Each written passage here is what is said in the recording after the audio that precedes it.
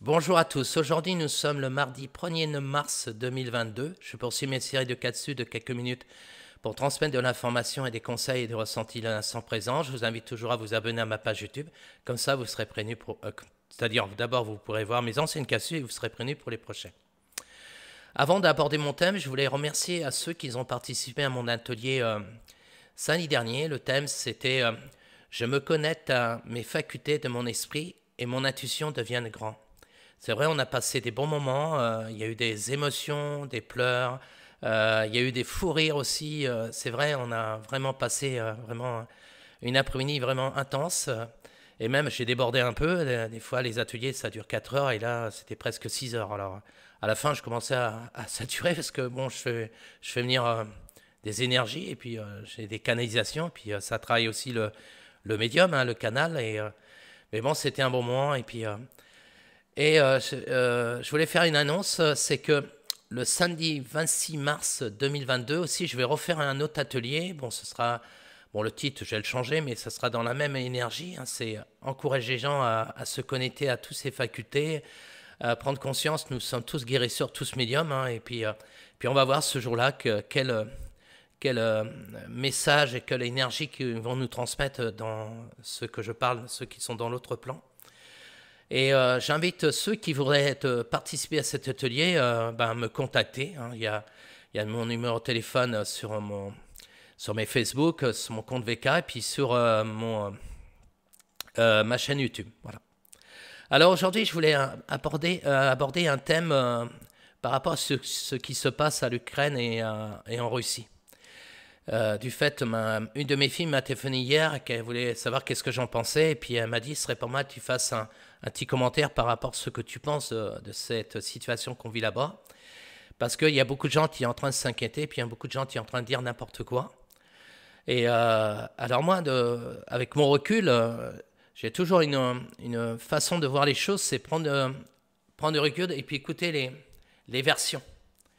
Et puis aussi écouter ceux qui sont vraiment dans la recherche d'une vérité la plus saine et la partager aussi. Moi, j'écoute des historiens, j'écoute aussi des journalistes qui font vraiment leur serment d'Hippocrate, hein, Dominique, hein, le serment, je sais pas, il y a la charte Dominique des journalistes. Hein, je dois faire des recherches et je vais être neutre et puis donner des informations le plus juste possible. Et il y a aussi des politiques que j'ai regardées aussi sur Facebook. J'ai partagé Monsieur François Asselineau, c'est un monsieur qui va se présenter aux élections. Il cherche des parrainages. Bon, c'est difficile pour lui. C'est un petit, comme on dit, les petits candidats, mais en réalité, c'est pas qu'il est petit, hein, c'est que lui, il n'a pas cette force derrière lui qui peut le montrer plus souvent à la télévision. Et lui, il a fait une analyse sur ce qui s'est passé, qui se passe en Ukraine. Et ben moi, je trouve que son analyse a l'air carrément le plus juste possible. C'est pas prendre parti pour l'un ou pour l'autre, c'est comprendre pourquoi on est arrivé là. Et moi, j'invite les internautes d'écouter les gens qui sont dans cette démarche-là. C'est-à-dire, je vais comprendre, voilà, pourquoi la Russie, actuellement, il en va intervenir sur l'Ukraine et qui a engagé son armée pour défendre ses intérêts, voilà. Et pourquoi actuellement, dans les médias, on est en train de dire que l'Ukraine, c'est eux les gentils, puis la Russie, c'est eux les méchants. Et bien, quand on comprend après les informations qu'on reçoit et qu'on comprend la situation, en réalité, c'est pas la Russie là qui est fautif. C'est vrai, elle n'a pas raison de se faire justice soi-même, mais il y a d'autres moyens pour se faire respecter les lois internationales. Mais du fait que la Russie s'est aperçue de plusieurs années qu'on défendait pas ses droits et qu'on était en train de défendre certains intérêts privés et certains États. Parce qu'il faut savoir, derrière là, il y a plutôt une guerre économique hein, par rapport au pétrole et puis aussi surtout le gaz, parce que un des grands producteurs de gaz, c'est la Russie. Et il y a une forme de concurrence et puis il y a aussi ces enjeux économiques et de stratégie qui, au fil des années, qui se passent depuis dans le monde. Et quand on voit la Russie qui a actuellement maintenant elle a envie de défendre son pays, et aussi un phénomène aussi, vous vous rappelez l'affaire de Cuba que Kennedy, le président Kennedy a tapé les poings sur la table et qui a dit vous ôtez vos bases militaires à côté qui c'était dans Cuba, près de l'Amérique. Et heureusement il l'a fait parce que c'était juste, hein, parce qu'il sentait l'Amérique qui était menacée.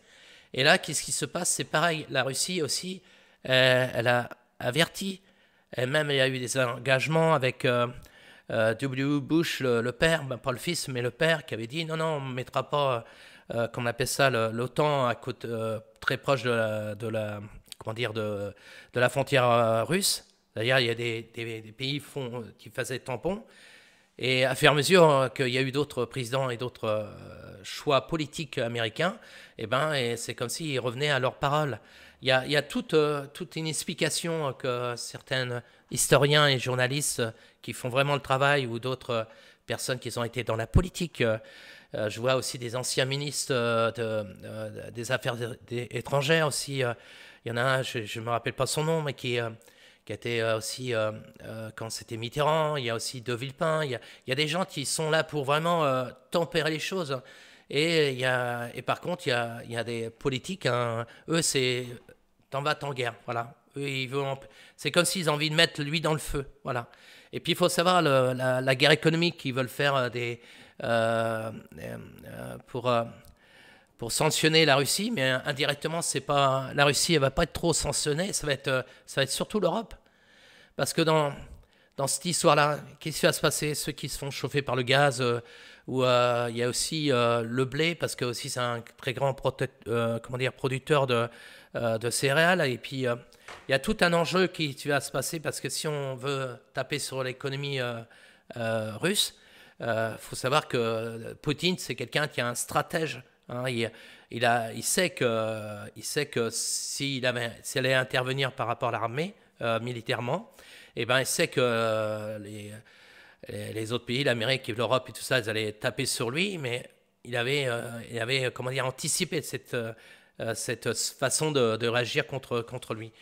Mais il faut savoir que si l'Europe, les Américains, le Canada ou d'autres pays qui sont dans essayer d'affaiblir la Russie, en réalité, la Russie ne va pas être tellement affaiblie. Au contraire, ça va être nous. On va voir, ça va se retomber sur nous. Hein, quand on fait une guerre économique, vous vous rappelez, on a sanctionné la Russie économiquement pour un autre conflit, je ne sais plus en quelle année. Et pareil, ceux qui ont pâti de cette décision-là, c'était les pays européens et surtout aussi la France. Parce qu'il ne faut pas oublier, la France est vraiment un pays qui, dans l'agriculture, on est vraiment bien. Et aussi, c'est notre balance économique qui va en pâtir de tout ça. Et moi, je vous invite surtout, c'est vraiment prendre du recul, comprendre pourquoi la Russie a intervenu, et puis regardez qu'est-ce que c'est les dirigeants de l'Ukraine. Qu'est-ce qu'ils sont, eux? Voilà. Regardez. Hein. Vous direz que si vous prenez du recul, hein, et voyons comment le gouvernement de l'Ukraine, comment il réagit vis-à-vis de son peuple depuis plusieurs années. Vous verrez, la vie en Ukraine, c'est pas un pays démocratique aussi. Hein. Il n'y a pas l'histoire que la Russie veut pas que l'OTAN soit très proche de ses frontières, mais il y a aussi une autre histoire aussi par rapport à le peuple qui vit en Ukraine, qui est aussi que leur vie est vraiment pas dans le bon sens. Hein. Je ne sais pas si vous savez le SMI en Ukraine, mais c'est pas le SMI en France. Hein. Et on voit qu'il y a des choses qui est pas claires. Et quand on écoute les médias, c'est mettre l'Ukraine, c'est un pays démocratique, et puis la Russie, c'est un pays, c'est le méchant. Voilà. Alors, j'ai un petit peu résumé, c'est que le plus simple, c'est vous informer, pas par les médias. Vous vous rappelez, hein, qu'est-ce qui s'est passé il y a 2 ans? On allait tous mourir par rapport à cette auto-pandémie. Voilà. Hein, vous vous rappelez de ça? On est encore là. Voilà. Par contre, on a vraiment fait un coup dans notre économie. Voilà. Il y a des entreprises qui n'ont pas pu se relever. C'est des choix qui n'ont pas été bons. Et là, ils sont en train de faire le même scénario. Voilà. Hein, la stratégie, c'est de créer des situations et puis eux dire, nous, on va apporter des solutions. Mais ceux qui ont créé les situations, ceux qui apportent des solutions. Et alors moi, j'invite tout le monde de ne pas tomber dans ce piège-là.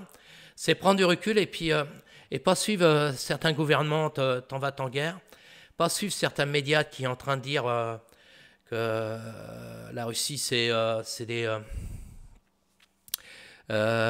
les méchants. C'est prendre du recul. Moi, je ne prends pas parti pour la Russie ou quoi que ce soit. C'est comprendre pourquoi on est arrivé là. Et si vraiment, comment on appelle ça, les États-Unis, l'Europe, l'OTAN, tout ça, qu'ils auraient vraiment respecté les accords, parce qu'il y a aussi des accords de Minsk aussi, ils auraient respecté les choses, et ben la Russie n'aurait jamais intervenu. Voilà. Et quand on voit que, vous savez, en Libye aussi, c'est en Libye et puis en Syrie, voilà. Bah, heureusement, la Russie a intervenu. Parce que s'il n'aurait pas intervenu, il y aurait eu un État islamique. Hein, c'est comprendre comment ça se passe dans le passé et pas refaire la même erreur. Et des fois, on pense que c'est le méchant qui agresse tout le monde, mais en réalité, des fois, c'est la personne qui intervient pour mettre fin des stratégies vraiment pas claires. Voilà. C'est comme là, il y a 2 jours, il y a une consoeur qui disait qu'il risque d'avoir des attentats en France. Ben c'est pareil, c'est des actions à faux grappaux. C'est-à-dire, on va croire que ça va être là, mais en réalité, qui est derrière tout ça? Voilà. Alors, le message du jour, c'est ne tombez pas dans la peur. Prenez conscience, vous êtes tous intelligents. Prenez conscience, c'est en prenant du recul et puis en observant vraiment les informations les plus claires. Là, vous allez comprendre la stratégie qu'on vit depuis plusieurs années, hein, et pas tomber dans le panneau. Et pas se nourrir cette peur et c'est en va-t-en guerre. C'est pas la solution. Et si vous faites ça, vous serez moins manipulé. Et ces gouvernants qui est en train de créer des scénarios, hein, c'est inévitable, hein, du fait que la pandémie, maintenant, ça marche plus. Là, ils cherchent un autre truc, un autre prétexte pour comment dire, diriger les gens à aller dans leur stratégie qu'ils veulent mettre en place depuis quelques années. Vous verrez, dans quelques temps, il y aura aussi un problème économique. Voilà, c'est comme si l'économie va se casser la figure. Parce que quand on fait marcher la planche à billets, pareil, c'est à un moment donné, il faut la payer. C'est pas ceux qui ont créé ça, c'est les peuples qui vont payer ça. Et puis ils ont un autre scénario. Mais moi, je vous rassure, la lumière a gagné, ils vont tôt ou tard ça va s'arrêter. Voilà. Alors, ne tombez pas dans la peur, il n'y aura pas de guerre mondiale. C'est un conflit économique et stratégique qui est actuellement. Et moi, je pense que la Russie défend ses intérêts. Voilà. Et elle aurait bien voulu prendre d'autres initiatives diplomatiques, tout ça, mais quand tu as affaire à des personnes qui ont un double face et qui voient leur propre intérêt et qui veulent être, comment on appelle ça, les maîtres du monde, bah c'est sûr que le pays qui est en face, qui lui, il veut défendre son peuple, il défend comment dire, ses intérêts, et ben, à un moment donné, il va réagir d'une autre façon. Voilà. Je vous souhaite une belle journée, à bientôt, et puis à la prochaine capsule. Et puis surtout, s'il y a des personnes qui veulent venir à ma prochaine capsule, pas ma capsule, mon prochain atelier, c'est le 26 mars 2022. Au revoir.